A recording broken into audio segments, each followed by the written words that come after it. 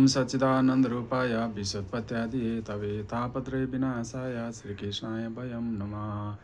श्रीकृष्ण भगवानको चरण कमलमा कोटि कोटि प्रणाम गर्दै सम्पूर्ण भक्तबिन्दहरूमा मैले शुभ दिन टक्राउन चाहे र मैले आज सानो एउटा जिज्ञासा यहाँहरुसमक्ष राख्न गइरहेको छु।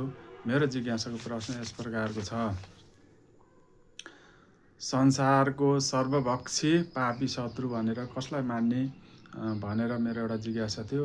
त्यो जिज्ञासा खोज्दै जाँदा भागवत गीताको 3 अध्यायको 37 श्लोकमा भगवान श्रीकृष्ण भन्नुहुन्छ, काम एष क्रोध एष रजोगुण समुद्भव महासनो महापापमा विद्येन मिह वैरिणाम भनेर भगवान श्रीकृष्णले भन्नुभएको छ। मानिसलाई पाप कर्ममा लगाउने तत्त्व विषय वासना हो र यसको उत्पत्ति रजोगुणको सम्पर्कबाट हुन्छ र पछि यो क्रोधमा परिवर्तित हुन्छ र यसैलाई नै तिमीले संसारको सबैभन्दा ठुलो सर्वभक्षी पापी मान भनेर भगवान श्रीकृष्णले भन्नुभएको वचन यहाँहरुसम्म राखेँ। हस्त, धन्यवाद।